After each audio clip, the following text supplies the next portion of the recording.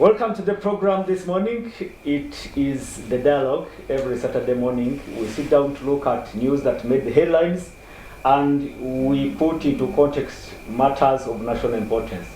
It's the 30th of October, the last week of this Independence Month, and we once again welcome you to the program.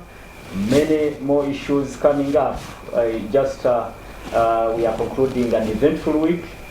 We have the issue of the pandemic still raging. This week, we had good news from His Excellency the President in the presidential address telling Ugandans that come January next year, the economy and the country will be fully opened. And that sounds good music to the ears of people in the education sector, especially those sectors that have been closed for more than 18 months, and hopefully come January those sectors will open again and the country as well as the economy will go back to normalcy. That's good news. That's what we picked from the presidential address on matters relating to the COVID-19 pandemic. But again, on the dialogue, we have also to look at the security situation in this country that has developed hiccups after incidents of terrorist attacks. We are talking about 3 incidents of bombs going off in this country, actually in the central region. We are talking about a bomb that went off on Saturday evening in Komamboga, Kawempe division in Kampala district. That was the first incident lately, and then there was an incident on a bus that was traveling to Bushenyi, and that happened in Mpigi district in an area called Lungala. That's another terrorist incident. 2 terrorist attacks in a space of just 1 week. That's a matter of concern, and that's an issue we will also delve into this morning in the program. But again, there are many other issues to look at. But let me first introduce my first guest in the studios. Mr. Grace Masiko is a security analyst. Welcome to the program, Grace. Thank you, Apollo. I'm glad to join your audience, the Soul TV audience. Good. Grace Masiko, he's already in the studios, but we also wait to be joined by other guests. We'll be going into full brass discussion when those guests come on board. Grace Masiko, how is it out there? Yeah, at the moment I think it's getting calm after a number of days of tension and anxiety among the public. Ugandans had gotten to a situation where there was no cases of terrorism.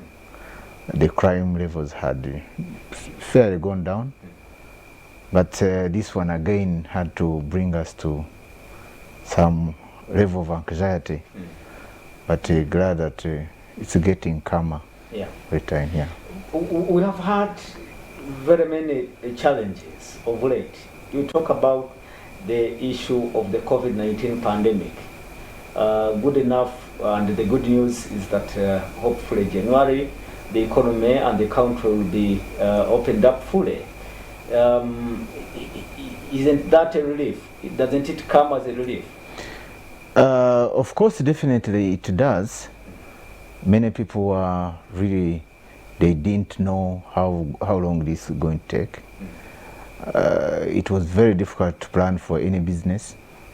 It was even very difficult you've seen many schools closing, teachers turning into coffin makers or brick makers. I mean, that was the level of desperation, the level of uncertainty. But now, at least since we've been assured by His Excellency the President, now we can start planning. We can start planning for school fees, we can start planning for businesses, we can start planning for any other ventures we're involved in. Well, it's not good news on the other side of security. Like we said, 2 terrorist attacks in a space of just 1 week. The first one was on Saturday, another one was on Monday. But again, we had another incident, though it wasn't a terrorist attack, but a bomb burst. A bomb went off in Nakaseke, killing at least 2 children. That's another fatal incident. But again, in the 2 separate attacks, terrorist attacks, also we lost 2 people again. What does this speak or mean to the security of this country? I think by and large, comparing what is happening in other countries in Africa and globally, Uganda is not at such a scaring level that would be feeling threatened. But of course, 1-2 incidences or 1 life lost is big enough to cause any worry. But one is that it reminds us of the threat of terrorism. It reminds us of our need for vigilance on an individual level, on a personal level. You have to be vigilant. We saw that, we also discovered that no one would consider him or herself safe. I mean, where would one imagine that a terrorist will strike a poke joint? I mean, in a place as very remote within comparisons as Komamboga, or that someone would be happily traveling in a bus, going to meet his family, maybe going for his business or traveling for leisure, and then all of a sudden a bomb explodes. So this shows that in whatever situation we may be in whatever circumstances, in whatever part of this country, you have to be vigilant, and the threat is real to every individual.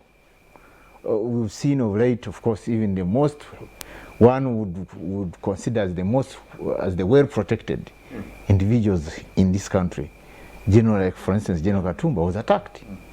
I mean, you could see how dangerous the whole thing is, or that someone would think of going to blow up mourners at a funeral. But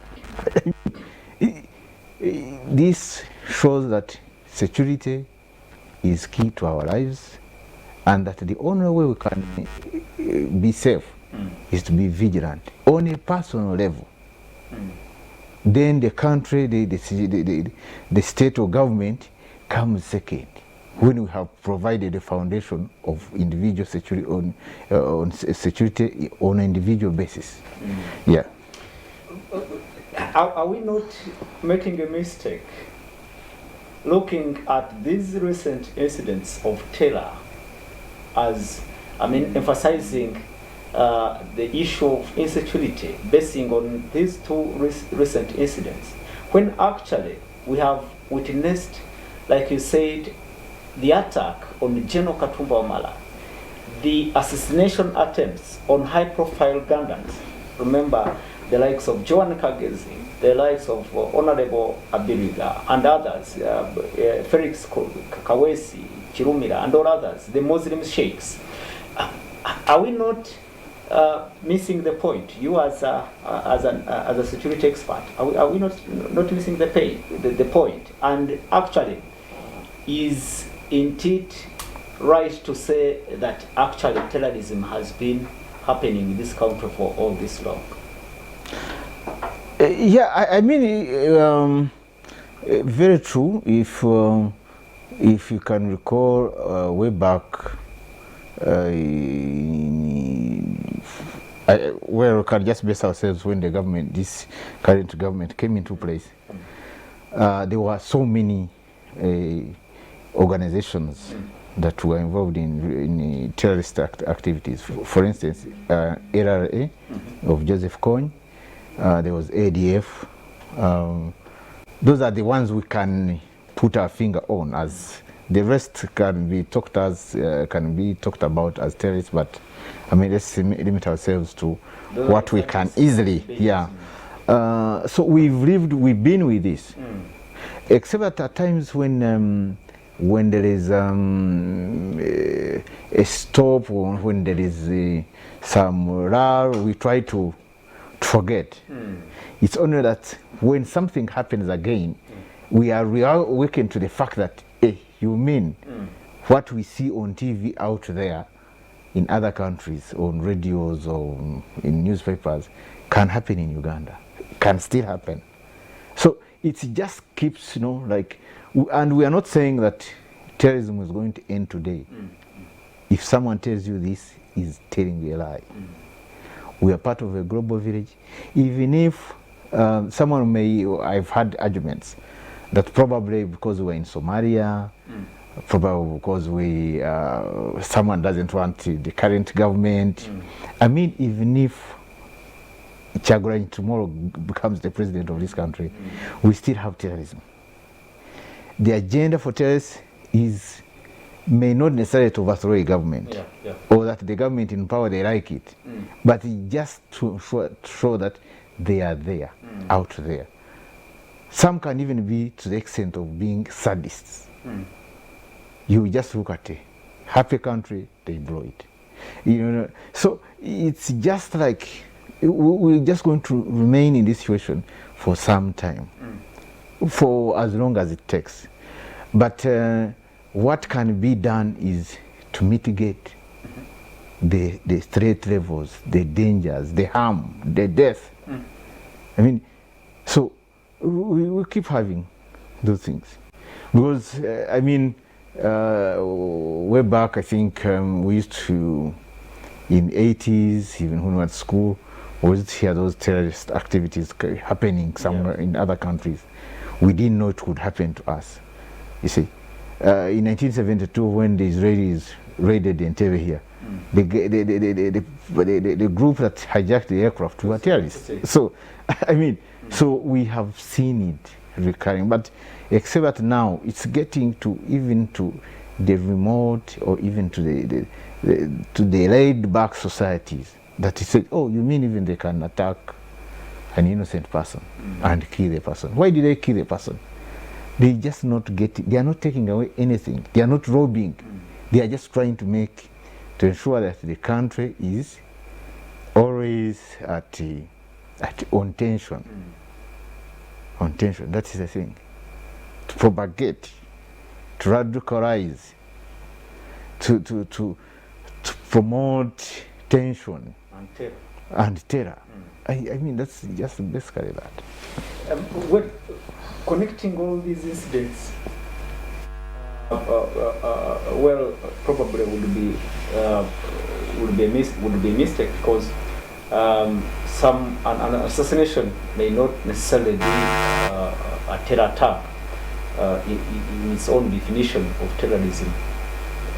But again, if you connect all, if you look at the culprits that have been named in these incidents, they almost remain the same, isn't it? Maybe this recent incident when we are told that ICE, the Islamic State, could have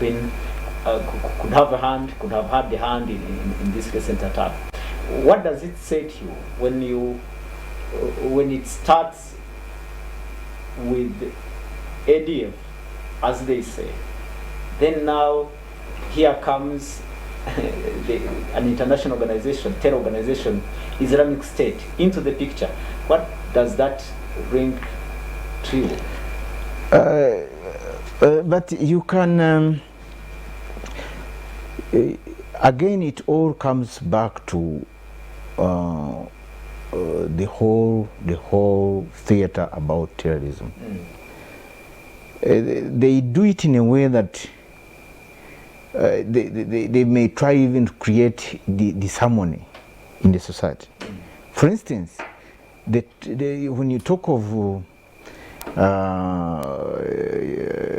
AIGP Kawesi, you talk of Kirumira, you talk of the attack on General Katumba, you talk of okay, Abiriga is off, was just like okay, fine, let's just look at the ones in security.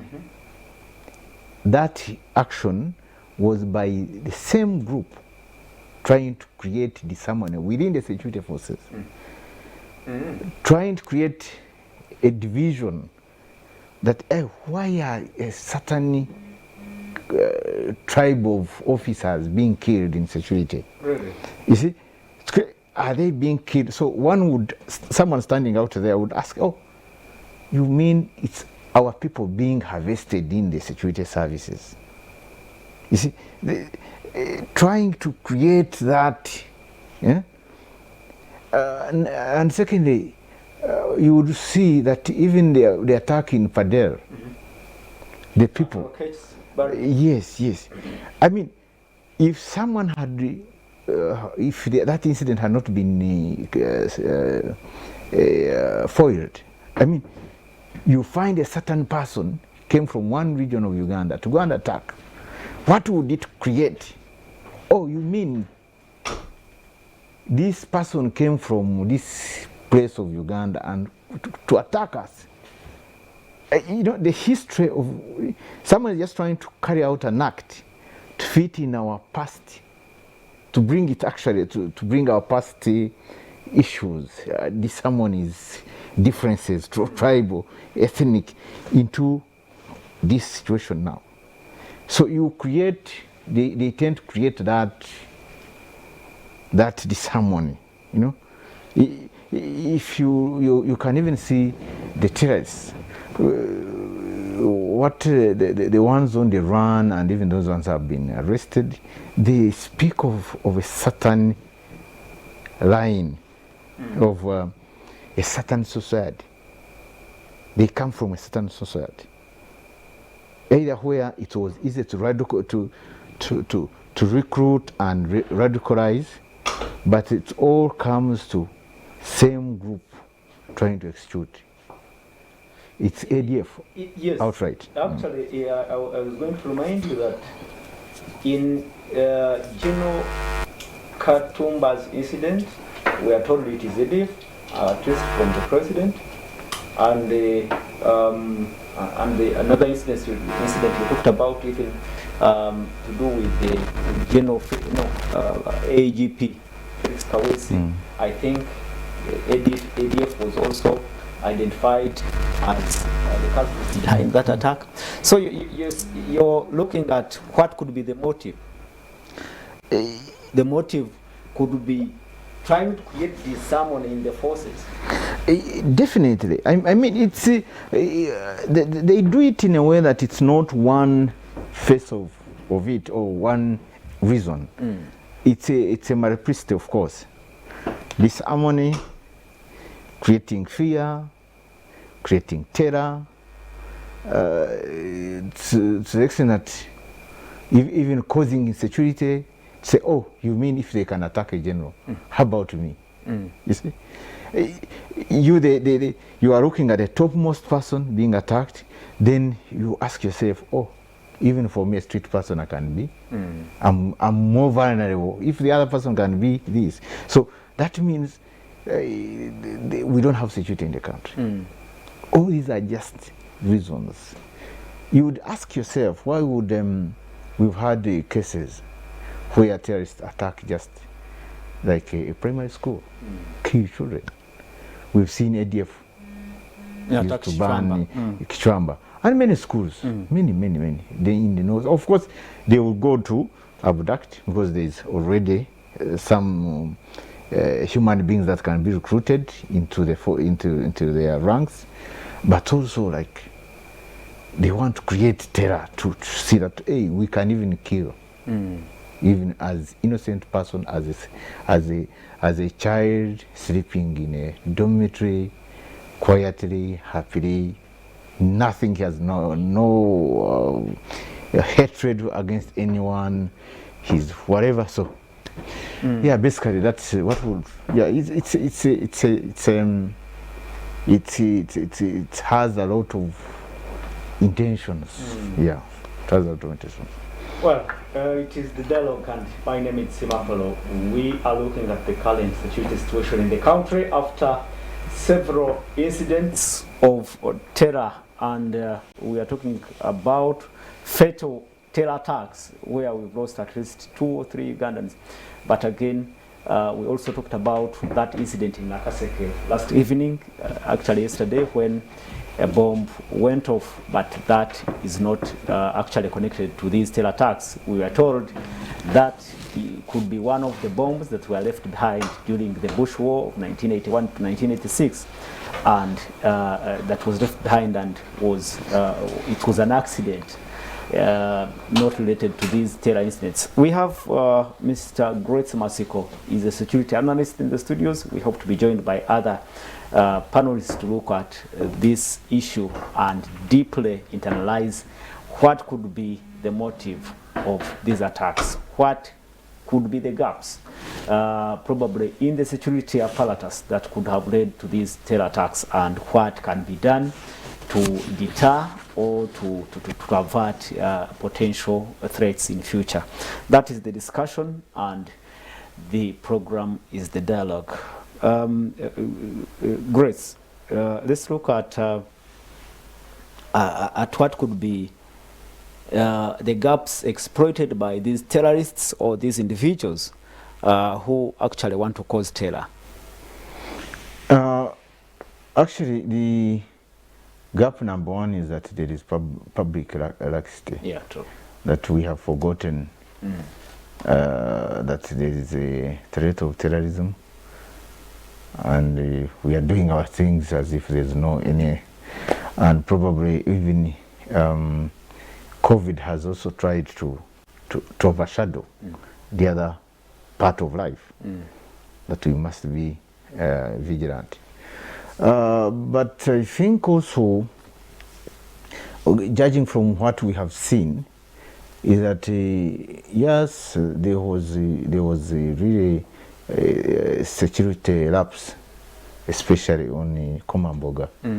I mean, why would a place, we are under curfew, why would a place open up as late as that? And in Kampala, where there is, I'm sure even that area, yes, the connection on the national grid, the CCTV system may not really reach there, but I mean the person, we shouldn't blame only the commanders, the area commanders, even the LC ones. You see, why that area must be having an LC official there? That person should be also brought on board. Don't run for only the commanders. That LC one, even the neighbors. I mean, this is in other countries, even the neighbors should have been even taken in for failing to report a crime.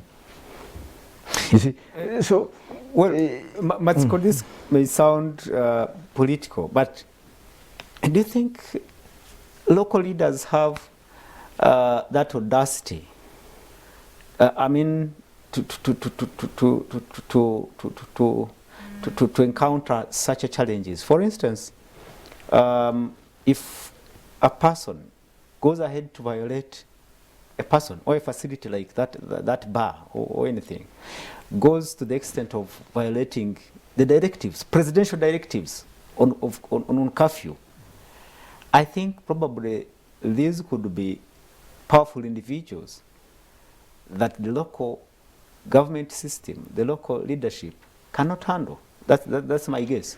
I think even in a constitution, in our constitution, it's a personal responsibility as a Grace Matsiko to report if there is a crime committed within my neighborhood or within my site. So, and I've not seen anywhere the local leadership saying, oh, we reported and it was not responded to. Okay. And you see, that place had a habit of operating. Yeah. It couldn't have opened that night and then, no. Even the terrorists may have been surveilling. No, we were told. We were told, I think, from eyewitnesses accounts that these people were seen a few days. Some of them were identified a few days before the incident happened, meaning that the facility, the place has been operating. They've been in business. Exactly. So it shows you that actually the local leadership, even the residents there, if they are listening, they did something wrong. They should have reported. At least someone should have. There are so many. They should have even sent it on WhatsApp, on Twitter. Look, there is someone violating this, and I think this now. This was a learning lesson to all of us, that if we find someone is violating the guidelines on COVID, we should report. And just even if someone has not responded, but something happening, someone should have come out, say by now, say, look, I reported. Even I sent my on WhatsApp. I even called the OC of the area. I called the RDC. I called the, and there are so many agencies. You see, but no one is claiming has done that. So the terrorists took advantage of our laxity at all levels, individual, even officially. Police, these are the security agencies, because I know that area has got a GISO. You should have reported all this. You see, so they really they took advantage of so many factors that they say, look, and also to test our adherence. Say, look, we are saying there is a curfew, is whatever. Now let's strike this place to show that, look, you guys, what you're saying about enforcement on COVID is nothing. People are working and we can even kill them. So it's really, it's that bad. I think that was an embarrassment. It was. It was an embarrassment, though we didn't take it a notch higher, because at a time of curfew and Rivera's out celebrating, and then the terrorists exploit that weakness, exploit that laxity. It's another issue. Well, you put it security, but again, the security agencies, the local area leadership, and the citizens themselves for not reporting. And if they report and probably nothing is done, let them use the media, the social media. You can post and do all that. But again, you cannot again not talk about the security agencies. Well, it falls exactly in their mandate to keep us safe. They cannot run away from it, though we ourselves also have to play a part in being vigilant and that. But then it is their mandate to keep us safe. Where were they? That means that somebody slept on his job. Yeah, that would be the right word. That someone probably slept on his job, his or her job. But Ugandans should know that security is not about a policeman, about a military guy or whatever. You see, security is is you out there. You are the first line of security. You are the first line of defense of whatever can happen in the country. So if you just throw it to the only security, oh yeah, you know, for instance, you just take this scenario that you get 1,000 security men and deploy them in a place without any human, any civilians or civilian population or any other human being. They will become useless. You see, they will not, because anything can come and even happen in there where you have deployed heavily. So the security works where there is an interaction with the public. The public sees something, reports. Now the security has got the technical part to review, to explain what you have reported to them. You see, you can say, oh yeah, I always see some people moving around, going into this house, and I don't know what they do. You have reported. Now the security goes in to find out what type of people are these, what do they do. Then they can even have got the capacity to go in and search.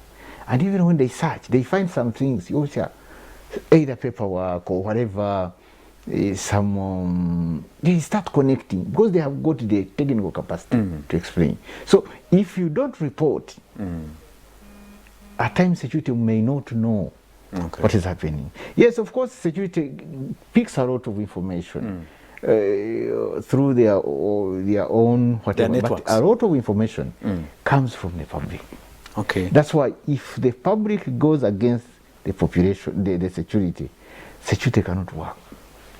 Well, can you put it to the disconnect between security forces, especially police, and the public? Because we all know, me and you, that public trust, especially in the police force, has always been dwindling.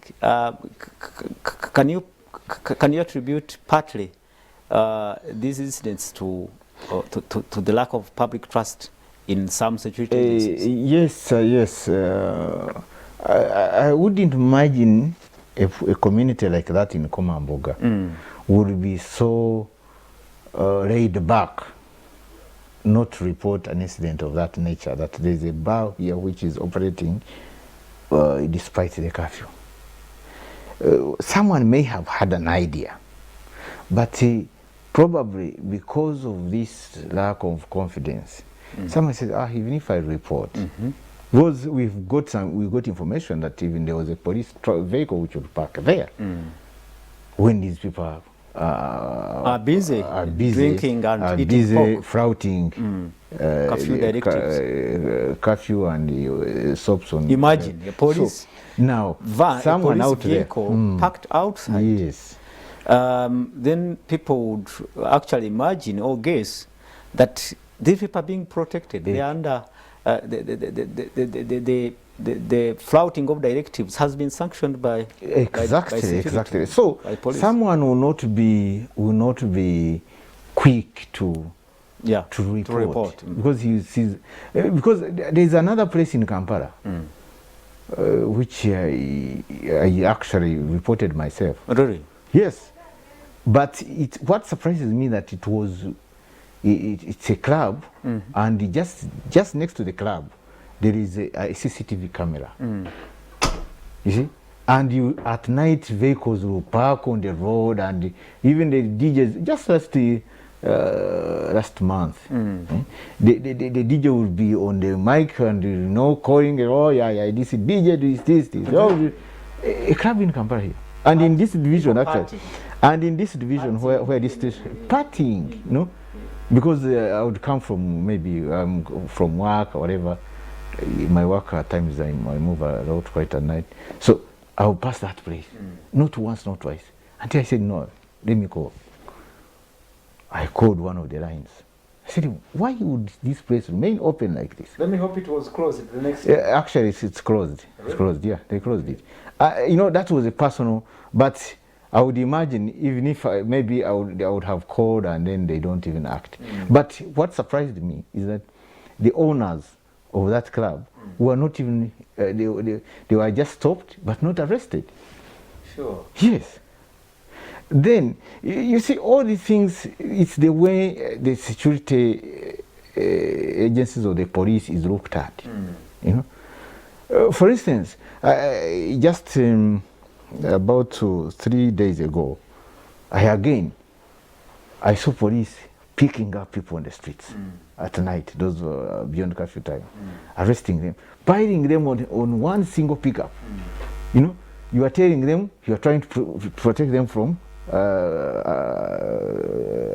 getting the COVID, but you have piled them on one single double cabin pickup, like 20-30 people. The thing was just overloaded, and strangely, it was just on a camera. These CCTV cameras, just 2-3 days ago. If there's any whatever, if we get another one of the security guys coming here, I will tell him. Yes. And secondly, so the public is watching. You are telling them don't do this, but you at the same time doing it. Secondly, like for instance, why would you round up all these people, put them in a small police cell, So, and then the next day, you let them go back to their families. What are you preventing? Actually, Rwanda was good that it was good that when they arrest them, they put them in a playground. In an open place. In an open place. Eh? But I mean, here we just, and what I've seen even that the public confidence actually is that, I mean, when you arrest, let even police prove that actually last night we arrested 200 people and we have taken them to court. You see, they arrest 200, the next day there is no one in the cells, no charge sheet. As long as you can pay, you get out. You see, which is wrong. Yeah, all these things try to erode public confidence. Yeah. You are telling us to protect, but you are not doing. You are preaching. You're not practicing what you. What you're preaching, exactly. So partly it is public confidence in the security forces that can be attributed to these incidents of insecurity that are happening, and again, as we look at what probably could be the genesis and the cause of these terror incidents, you talked about security agencies not so playing their part. Let's look at an alert, the terror alerts that were issued just 3-4 days ago before the first attack in Komamboga. What do you also see into that? Because if the UK, the government of the UK and France issued the alerts that, look, Uganda, you may be hit by terrorists, and probably the same thing, I mean, the real terror happens. What do you read into that?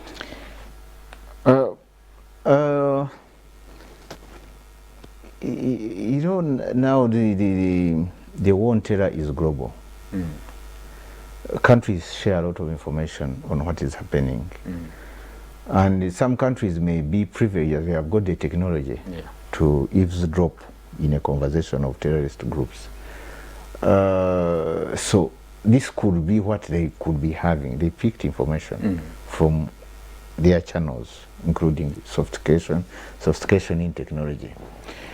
Yes, of course, this is not the first time that the government Uganda is getting those warnings from foreign countries. Then they act. What could also be possible is that our Ugandan security got that alert, and it would be unfortunate that there would be someone who would not have even taken interest in what they have been alerted about. I'm sure they must have followed up. But I mean, like a human being, someone can tell you someone is going to break into a shop, but you don't know which shop. Yeah, true, you know? true. So as you are trying to scramble around to get to know, is it Kikuyu or is it Nakasero, you know, then something happens. Say, you see, I told you. You see, we shouldn't be looking at such a situation that, oh yeah, we are alerted and should have been stopped. I mean, it's like you don't know exactly, you know, because they did not say, oh, it's going to be Komamboga. And then if they say, oh, if it was Komamboga, why didn't the police deploy there? Or even if they told them Komamboga, Komamboga is big. You may not be, you may try. The most important thing is to mitigate the impact, the activity. Because from the information we're getting that there's a big group which had infiltrated to do all these acts. You see, but yes, 2 have taken place, maybe more could have taken place. You see, because immediately they also start arresting their networks, then they hold back, they withdraw. like they have done. So, assuming these people are not arrested, Okay. we would be having a surge in attacks. But So- I think the concerns from the public were on how police responded. You remember how the spokesperson of the Uganda Police Force responded in a press conference a day after these alerts were issued. Freddie Nanga said that probably there couldn't be need to raise alertness of the security levels in this country. I don't know if you speak to it. Yes, I saw a Nanga's response, but this would be like any other public relations person would say, except that he just overcommitted himself. He should have acknowledged it and probably left it at that. But he overcommitted himself on that, and it really gave the impression that the Uganda government security services ignored that warning. You see, it was received. At least for information we got is that the information was received by security agencies, was studied and reviewed. Now, the action probably because the government had information about these groups, but probably to have moved in faster. It could be other issues which the security has always complained about, logistics, whatever. And of course, we have to bear with them. They are also few. Yeah, true. They are few. They are not well facilitated. So it's just that. But I don't think government. It would be even if would be bad if government ignored such an advice. Yeah. All right. This program is the dialogue. My name is Simapolo. We have Mr. Grace Matsiko. Grace Matsiko is a security analyst. We are looking at the current security situation in this country after several incidents of terror attacks, one on Saturday last week and one on Monday, and then probably other terror incidents that have been foiled. We had an arrest that was made along Bombo Road. I think a taxi driver and a conductor were arrested when materials suspected to be maybe linked to terror attacks were found in that vehicle. So that is the situation we are in, and we are assessing in this program. We'll be going for a short break, and when we return, we have more guests joining us, and they'll be talking about the security situation and what else can be done. Where are the lapses? Who slept on the job? Is it true they slept on the job? And what has been done again at this time, and what could be done to avert the next potential threat? We'll be right back. It is the dialogue. Welcome from the break. The program is the dialogue. My name is Simapolo. We analyze issues of national importance. We have Grace Matsiko. He is a security analyst in the studios, and we have been joined by Honorable Patrick Oshade Samba, the Member of Parliament representing Kassanda North in the 11th Parliament. Welcome to the program, Honorable. Thank you, Apollo, and good morning, viewers. Well, Honorable, we had already looked at several issues into the current security situation in the country, looking at the incidents of terror attacks, 2 incidents in just a space of 1 week. We have also looked at how security has responded, security agencies in this country has responded to these attacks, and looking at the preparedness of the security in this country to respond to not only attacks, but to the threats of this nature, like terrorism and other threats. I don't know what you can briefly say about these recent attacks. We try to connect it with what happened in Greater Masaka. We had the Bijambia saga. Then now we have the bombs going off in Kampala. What do you read into these incidents as a politician? Apollo, I want to begin by thanking you because I've heard on so many media houses discussing the Kampala bombings as a separate item.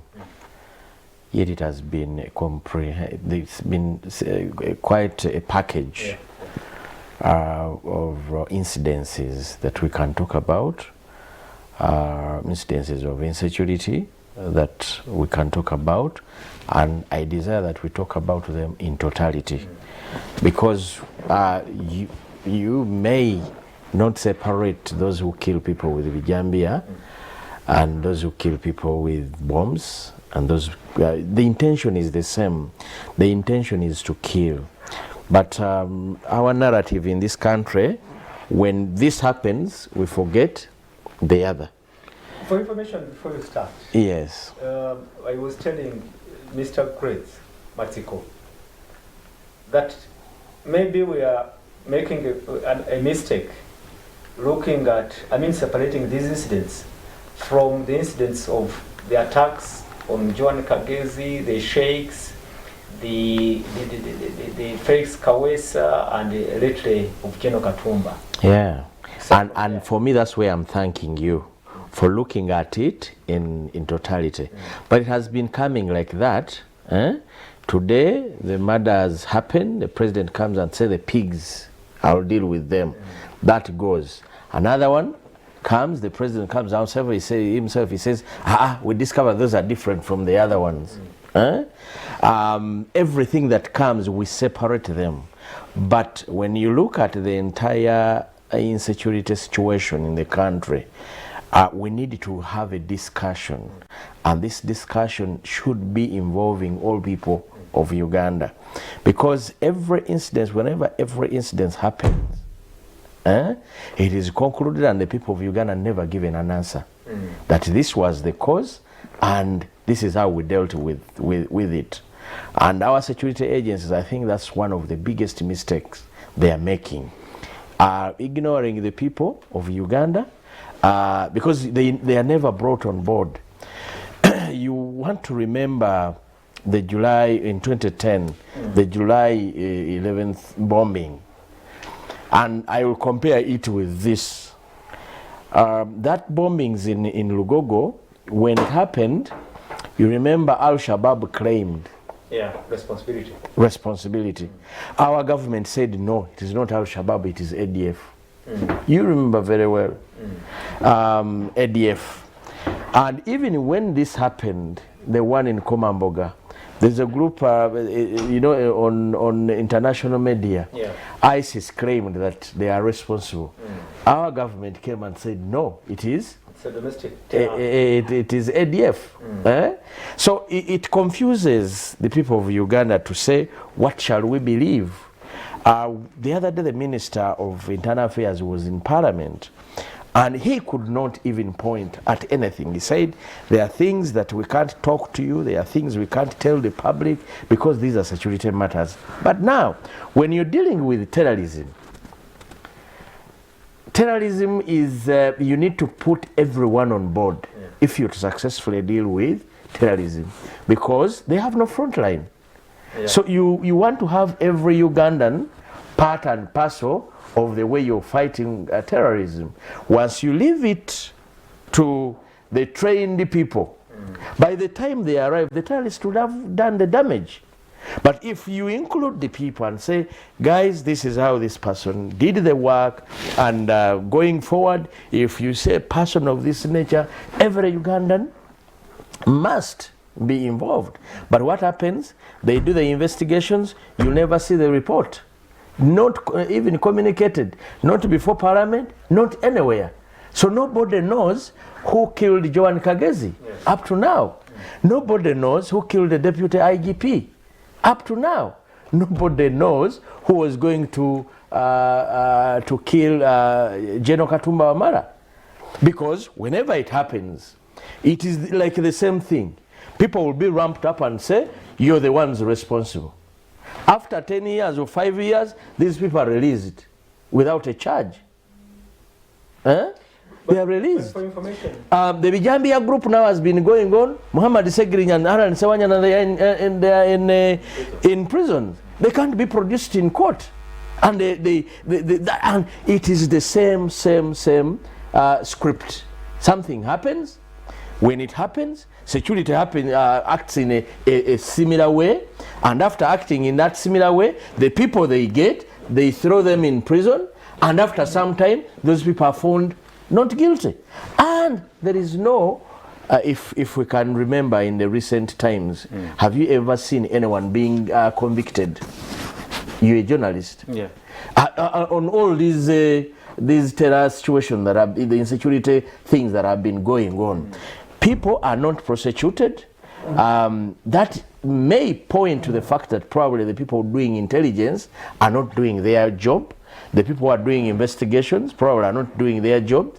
Or it is unintended, maybe all these ones are intended activities by the state.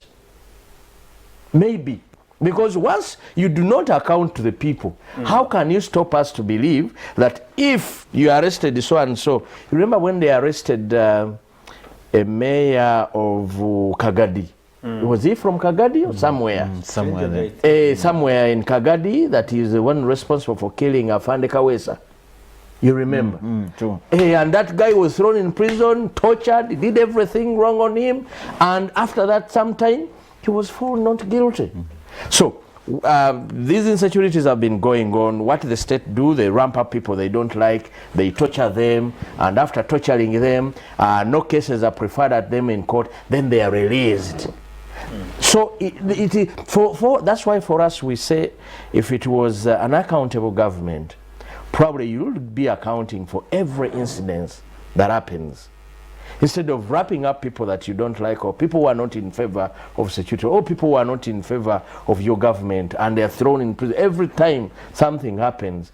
And it looks like when these people do whatever they are doing, we do not see the results. Things keep coming. People continue dying in a similar way. We thank God that probably the previous bombs only killed 1 or 2 people.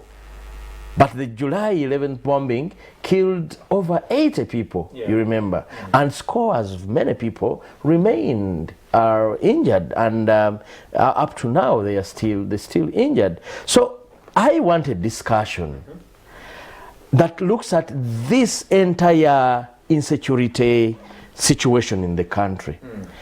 And that discussion must be pointing to how far have we gone in stopping all this. What I heard, there's something interesting that I heard and I picked interest. There's a story that was running on social media saying that police abated 47 bombings. And that happened after, not before. They stopped 47 bombs. Exactly. And they are saying that after this has happened. Now the question is, were they stopping after this happened or before? If it was before, because the gentleman who gave out that information, he is the Director General of Internal Security. Yes, the Director General of Internal Security. He never gave us the timelines when this. He just said so.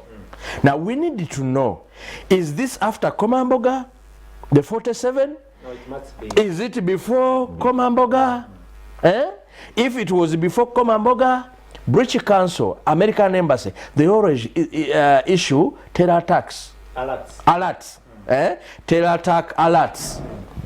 What happens? Why does our institutions, assuming it was before, why would our security institution know that such a thing is going on, and they don't issue terror alerts?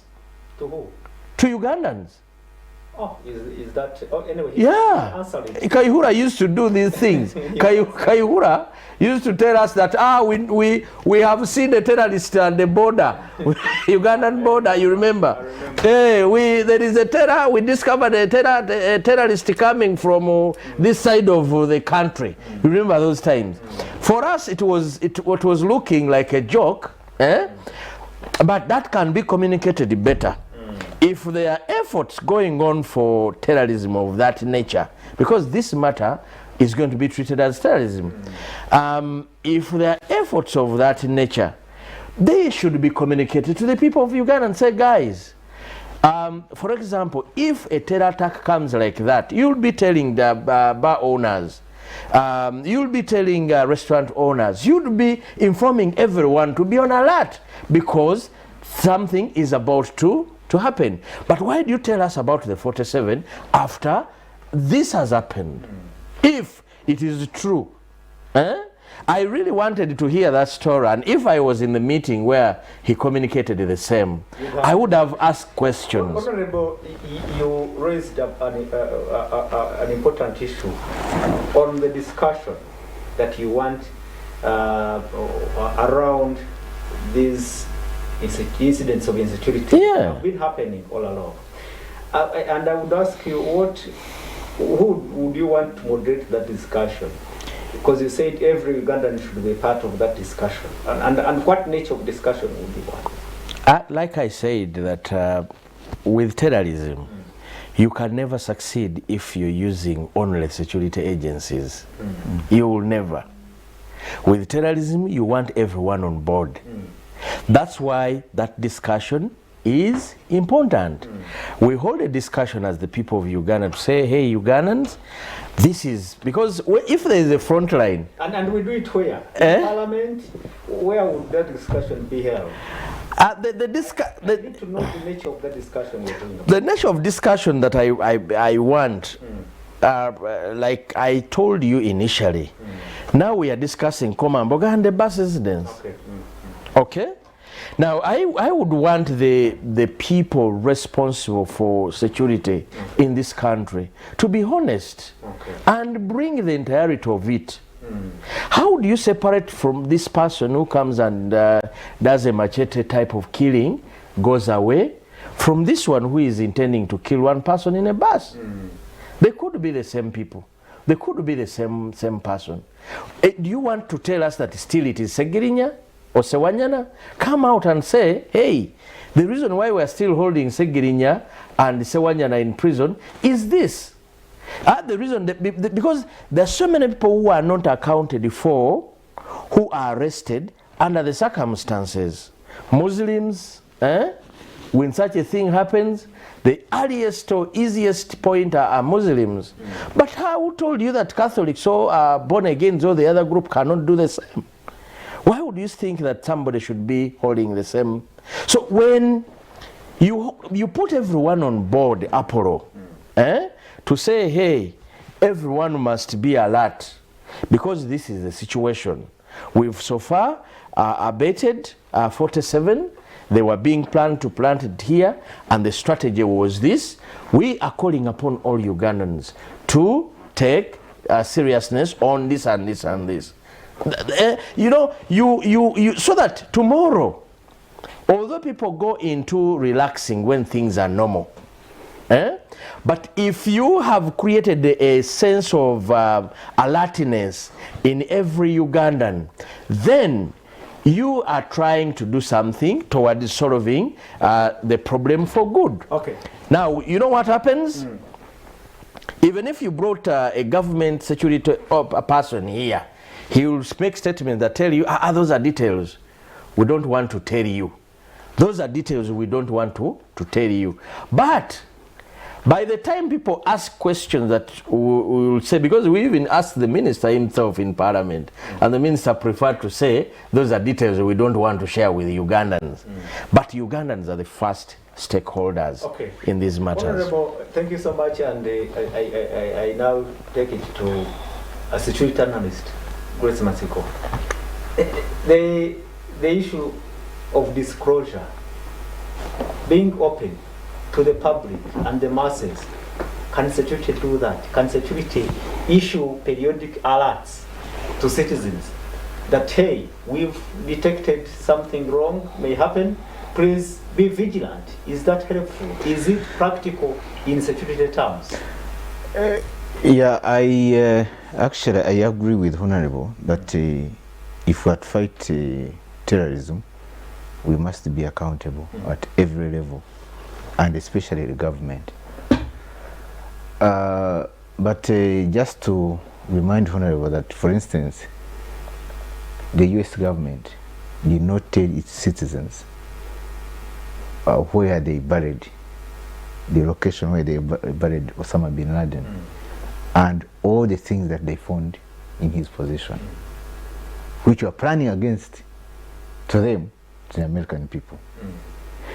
Now, there is a level that can be disclosed. A level of information. A level of information that can be disclosed. To some level. But there's also a level that they cannot. For instance, if you came out to explain to the people that we foiled 47 attacks, terror attacks, then go into the details, because you have already volunteered the information. They may not give the exact information, because those people, some of the people that planned it, are out there. Okay. And the government is hunting for them. So they tend to not give out some of the information. But truly, there must be accountability. What has been done, what was supposed to be done, what is the expected of the public, how can we, this information helps us to be part of the war against terrorism, if we are equipped with information. Now, the other thing, from your experience, it is a concern of Honorable Nsamba. Do you think our government, our security agencies have provided that accountability to the public in terms of security? I mean, if they had given out that information, I'm sure Honorable would not have even raised it now, or even me saying there must be some level of accountability. Otherwise, someone may think you are just trying to win a media war, because that's what is in the media. That look, our government did not do much, So if you just throw out the number of attacks you foiled without giving the details, then you have not helped the situation. You have remained speculative, and the public is not really sure that actually you did that. Yes.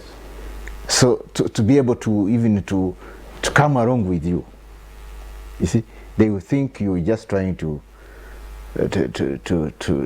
make a public relations stunt, which is even a bad one.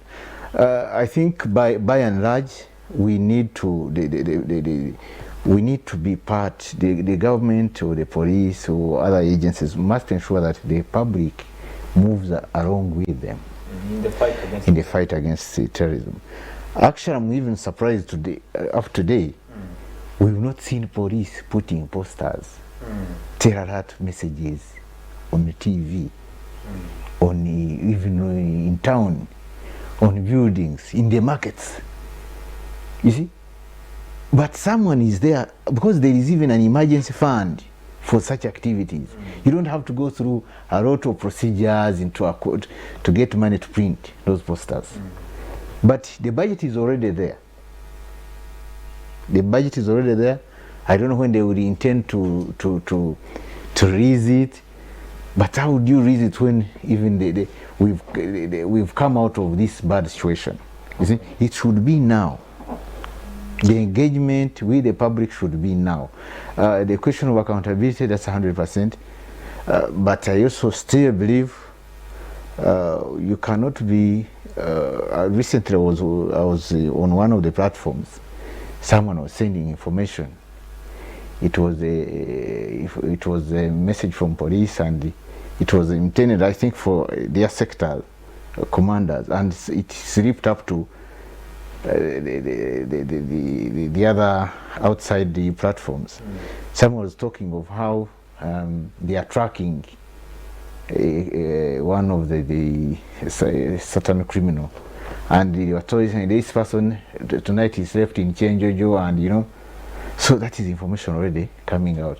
The person is still out there, they are hunting for him, they are tracking him by phone, and you are saying the message has already come out. Yeah. This is the type of So you information. mean to say that some information to do with security must be kept very secret Exactly. in order to execute the mission. Exactly. Now, in US, there is like the Committee on Intelligence. You see, this Committee on Intelligence shares even a top level information as part of accountability, so when the chairman of the Committee on Intelligence of the Senate says, we have been briefed by the president on this and this. Now, the people out there, the Americans, will know that, you see, we are part of, because our elected leaders have got this information. Okay. But it cannot be disclosed. You see? Wholly. Wholly. They only give you piecemeals. Okay, that is security. The Honorable also raised an issue of rounding up people after a terror incident. They take them into detention, they torture them, they do what, then in the end we don't see anyone prosecuted. And the government, especially even the commander-in-chief, has been talking about people who have been actually taken out of action in these acts of terror. Could it be about the nature of terrorism or the terror organizations that you cannot pinpoint that person directly? I don't know. You can answer him. Why? Why all this time we have not seen anyone prosecuted? Anyone prosecuted in, on acts of terror? Yeah, Before he comes in, Apollo, he used a very good example of USA and Saddam Hussein. Osama bin Laden. He used Osama bin Laden. Yes. Oh, and then it's like I had Saddam Hussein. But USA, when they were about to attack Saddam Hussein, they claimed he had weapons of mass destruction. You remember that time? Yes. He has weapons of mass destruction, and weapons of mass destruction was the matter at the time. Yeah. But when Osama bin, when It was Saddam. Saddam Hussein was eventually murdered, the USA people asked, where are the weapons of mass destruction you went to find in Iraq? Yeah, they didn't find any. They had no weapons of mass destruction to show off. Now, whenever you're doing something and you claim that you're doing this for the people, at the end of the day, people are expecting results. And you must account that, hey, when you spent money after July 11th on terrorism, because that is when they introduced the city police, this is when they introduced they introduced so many things. The people of Uganda are asking now, because after spending all that money, after doing all this, government keeps quiet. Now, will you say that anybody is wrong to claim that all these are intended actions by the state? Let him try. I think, Honorable, I just want us to be cautious. Let's not play into the hands of terrorists. One of the reasons is that, one of the reasons why terrorism, actually, why they attack, is to create disharmony. This is a time we have to remain united as a country, despite the challenges we're facing. When we like the other day, there was something that, the Komamboga attack was connected to NUP. Someone was putting on a NUP t-shirt. Then the one of the other bus, I'm going to say someone was putting on yellow. You know, I mean, these are diversionary statements, which play into the hands of terrorists. Okay. This is what they want. Because terrorism is real. It is real. So this is what we are just trying to give them a mileage. But, terrorism is also a tool by dictators. Okay. Very true, very true. It's also very a tool true, used very by true. dictators. I mean, we've seen it in many countries, even in our neighboring countries.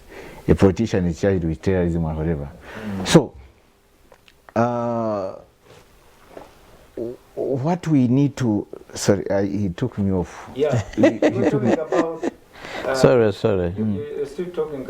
We are on the issue of why rounding up of people. Rounding up people Yes, without very true. prosecuting them. Very true. Now, after we just put that caution, I think I agree with him that there are many unconcluded cases, cases that the public has never been told. For instance, the issue of General Kawesi, AIGP Kawesi, you know, a high-profile person. Uganda should have been told. Actually, even before you talk about that, the Chiwetere one, you see, it was terrorism. Yeah, in Kanu. You see, we've never been told. You see, that's why at times it creates some, say maybe government is involved, maybe someone, you know. However, maybe I may think it can even be far-fetched, but government is just creating that situation on its own by not giving this information out there. We have had this matter, we have concluded it like this, so that people are carried along to remove these suspicions, to remove these sentiments. You see, they can try to. I wonder, even the ADF chief, Jamil Mukulu, he practiced innocent, even where he is. Very true, very Even true. when he was arrested Yes. and he's Now, considered to be the leader of ADF, he still practiced yes. innocent. Now, the unfortunate part again, which I don't know, government must find a cure. Investigate, arrest, prosecute, convict. If you have not done that, then no one will believe your story. There have been cases, I think as part of the accountability, of cases being the arrest, like the ones of General Katumba have been taken to court. The court process. Can we see these people either convicted on evidence or released after failing to? I mean, it's something that really creates that.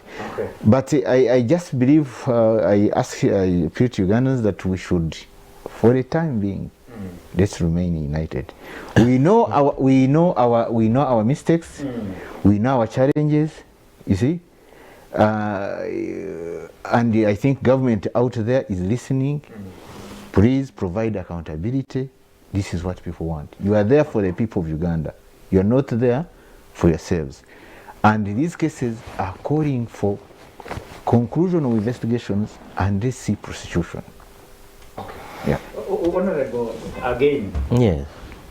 there have been accusations and counter-accusations in these issues of insecurity, with every side pointing to the other and accusing them of involving politics in this sensitive matter of security. Because you said we should debate or discuss these issues in totality. Even in the Bijambia saga, even in the assassinations that have been going on sheikhs and religious leaders and all these Kagezis, even the death of Chirumira, Felix Kawesi and others. There have been connotations of political connotations or political sentiments around them. And even in these issues, like he said, when a witness talked about somebody was putting on a People Power t-shirt, then the next day I saw a press conference held at Kamwocha castigating government as trying to use these incidents to gain political mileage.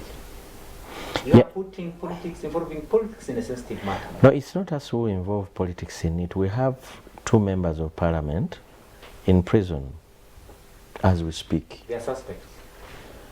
We have thousands of young people, because they believe in change. They are in prison. They are in Chitalia. They are in Chitalia. Now, my brother here, I like the story of Let's Keep United. That is what any nation must do. Yeah. But when a government, the Bijambia is going on and arrest members of parliament of a certain political group, it has already said that these are the ones responsible. It has already said so. But it has ever happened even before, when Reagan Okuma and the rest were arrested in northern Uganda for similar charges. Now, why I said that dictators use terrorism as a tool to keep themselves in power, it has been used elsewhere. They plant those bombs, the bombs come, they keep people on tenterhooks. Now, that is the thin line which Ugandans must, we always keep in suspicion to say, are they trying to keep us on tenterhooks? What is their intention? Is it true this is ISIS? Because we've had the story of ADF for some time. Yeah, very long time after. Since 1990. But we always hear, every time it is the state talking about ADF. Have you ever seen a press conference of ADF anywhere? Have you ever? You're a journalist. But we cannot. You know these things. For example, when we talk, contest the fact that Right. we cannot contest. We cannot contest. But every time you bring politics, and you start arresting those people who are against your government, who don't believe the way you believe, you have spoiled everything. There is no way you can tell us today, because how the story of Bijambia ends is Sewanyana. They are trying to put Sewanyana. It's like they got the culprits. Immediately Sewanyana and Segirinya were caught. They are in prison. Then the story ends. Now the story ends, and it will end like that. Did it end? They are still. The story will end like that. The story will end like that. Now the bombs, by the time you'll hear that they've caught another politician, it could be Nsamba or any other person, and the story will end like that.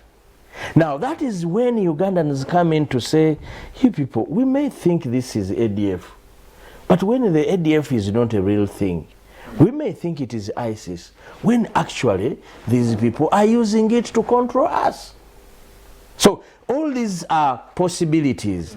The first line of any fight, if you saw them involving us every other day, then everyone will be mobilized to be on the front line to deal with the terrorists, because we will be having a common enemy.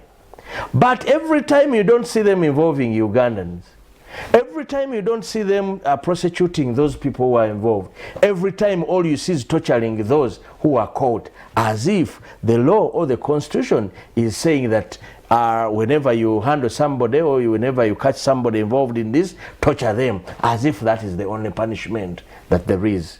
So I would love to be on the front line to defend my country in that line. But there is no way I am going to be on the front line when my colleagues, where we speak the same language, are in prison today. I just stand knowing that any other day, today is Segirinya, tomorrow is Patrick Nsamba. And that is the situation. They are handpicking Ugandans from every corner. Previously they've been saying treason. You know how many young people of People Power supporters are in Chitalia, are in prisons everywhere. They are there. Political prisoners, they are there. And this is a fact. Now, if they have taken us from that level, they can also take us to the level of bombings. And they keep picking many as they want. So if we are asking anyone to ensure that this matter is not politicized, the first culprit is government, and government must not politicize these matters.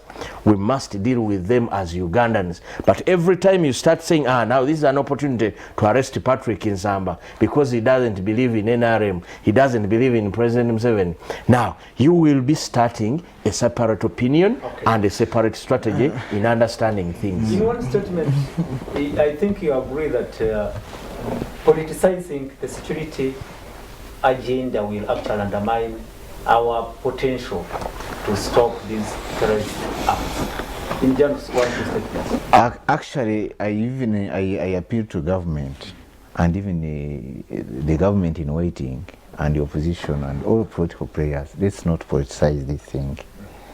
I can't say what Honorable Nsamba has said is true. I can't say what the government is saying is true, but let's put politics aside. For me, actually, I'm in a very uncomfortable situation to discuss this matter and we discuss politics. It makes me very, very uncomfortable. But I just request, let's separate the two. We get out of this situation. Honorable, let's look at the vigilance of both the population and the security agencies. Well, we have partly discussed that side of security agencies. But again, the population looks like we had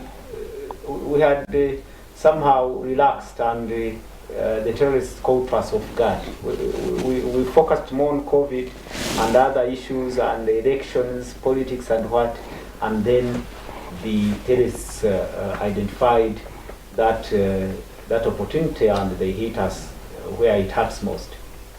Now, the common person has so many problems of himself to deal with. He has to look for what to eat. She has to find school fees. She has to find so many things. So if you want him on board or you want her on board, you must mobilize him or her. You do not expect that and could stay there and start blaming them. There is somebody they gave responsibility in this country to take care of matter of security. So for them, if you need them, it is your role to mobilize them. That, hey guys, I am doing a lot A, B, C, D, but I'm having a gap here. Whoever is handling this, I know you're too busy handling whatever you're handling, please chip in on this matter. So the common person or the Ugandan out there, like I said, he has so many challenges, has so many problems around himself. Now he is honorable. We have many challenges as Ugandans. But again, this is a matter of life and death. It concerns us. We have to work with hand in hand with security agencies. That's exactly, that's why I'm saying. For instance, we usually had management of some areas like bus parks and what, and you would see security consciousness really at a high. Yes, this is exactly what I'm saying. They are no longer there. This is what I'm saying. Today who has relaxed? Today you enter an arcade or a shop with your bag, they don't change. Just because the man in charge of security relaxed. It's not that the people relaxed. These people are mobilized. With the word I used, they are mobilized to say, hey guys, whoever is in a mall, we need this. Whoever is doing this, please do this. Chip in, support in this fight of terrorism. Because when you have police handling 47 cases and you've not had a single security alert to malls, to those places which they find so critical, then you ask yourself, who is to blame at the moment? Because like in Komamboga, where that pork joint in Komamboga, it has been having so many people for quite some time. So many. To the extent that they reach a point and they block the road. That's the road I use when I'm going home. Yes. I know that place very well. Yes, because during curfew hours and all the time. The question is, the man responsible for security, if he was already knowing that there are people preparing to attack the people of Uganda with bombs. That should have been a security alert already to ensure that these people are safe. I'm not saying that like what they did, because what they did is to cordon off the place now. It's no longer functional. That's that they're showing us that they are working. But the proper way to handle is a preventive approach. Yeah, true.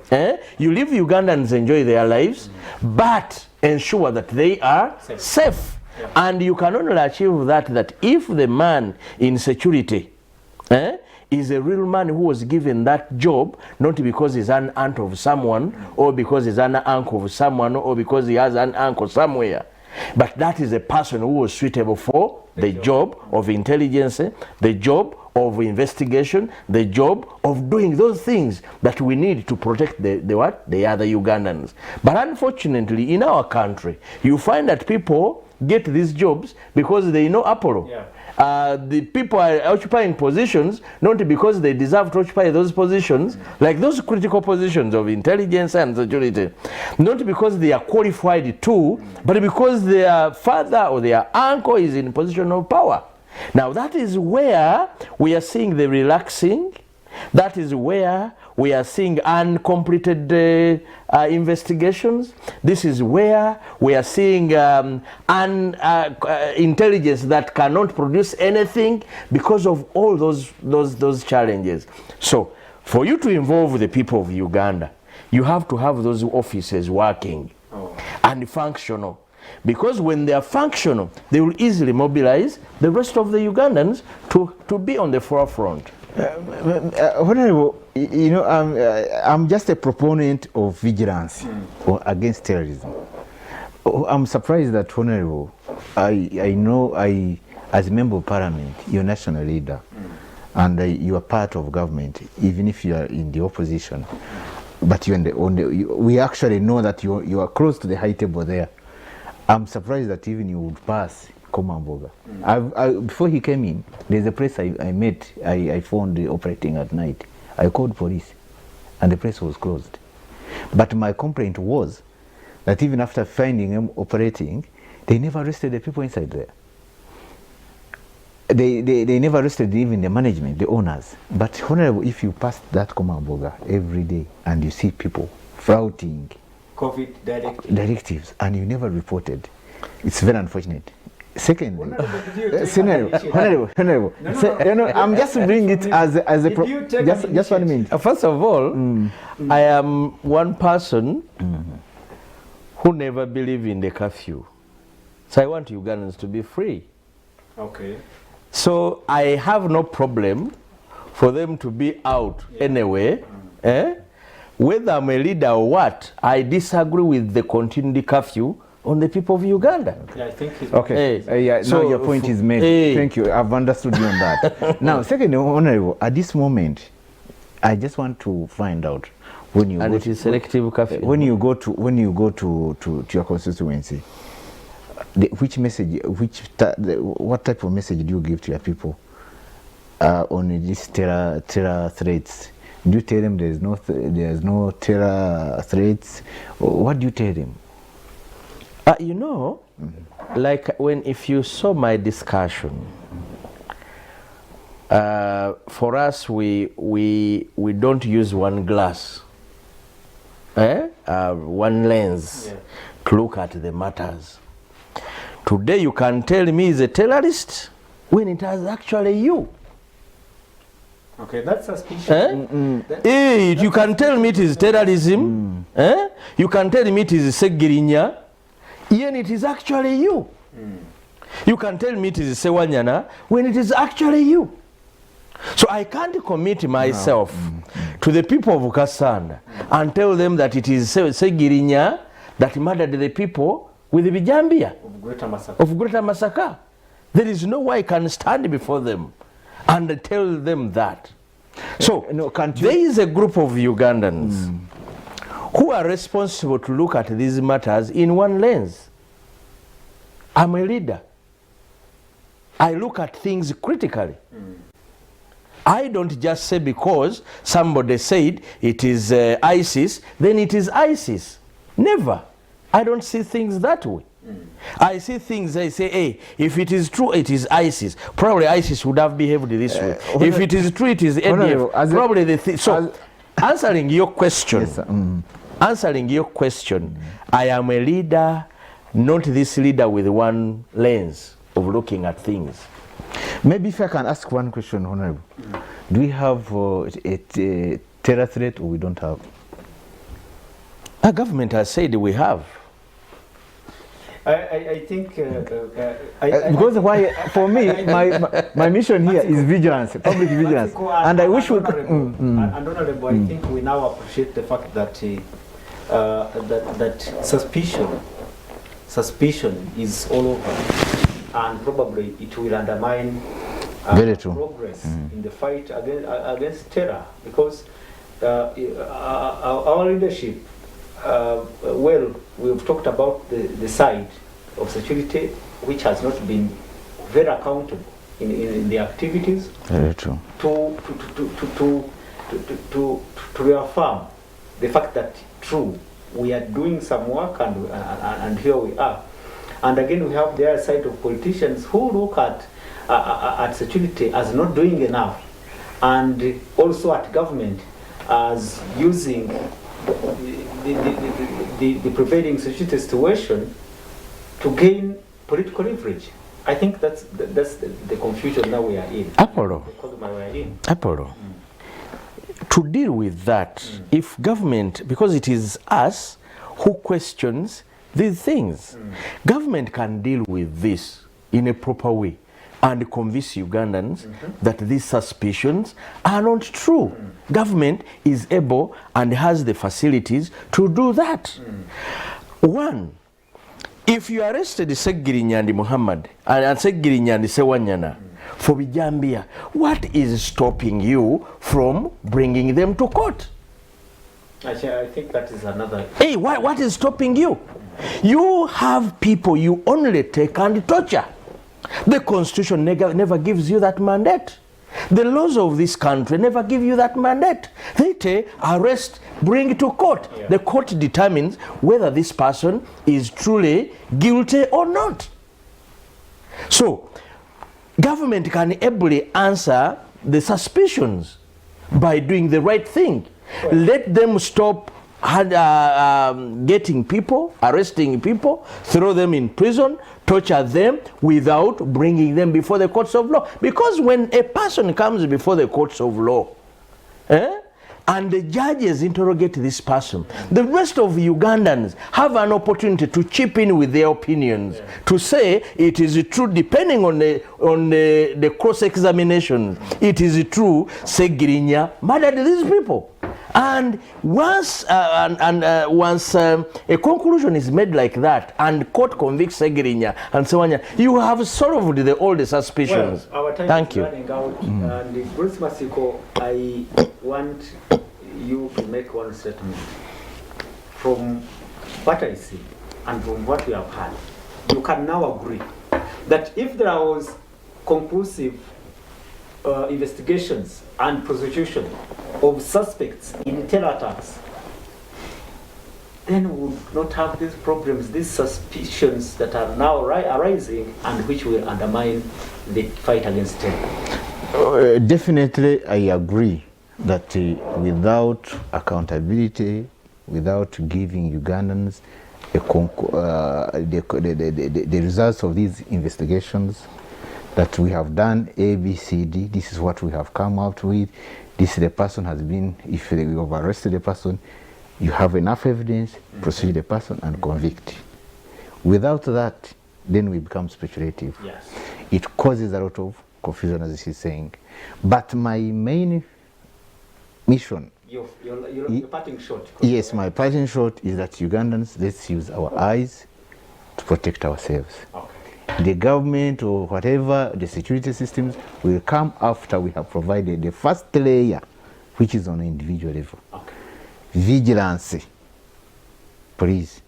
Vigilance. Let's remain vigilant until we get out of this situation, until the issues of Honorable Samba and the government are saying are sorted. I thank you. Honorable, one last parting shot. I think you'll be calling on citizens to be alert and maybe security agencies to do what they must do. I want to call upon security agencies to know that the job they are doing it on behalf and for the people of Uganda.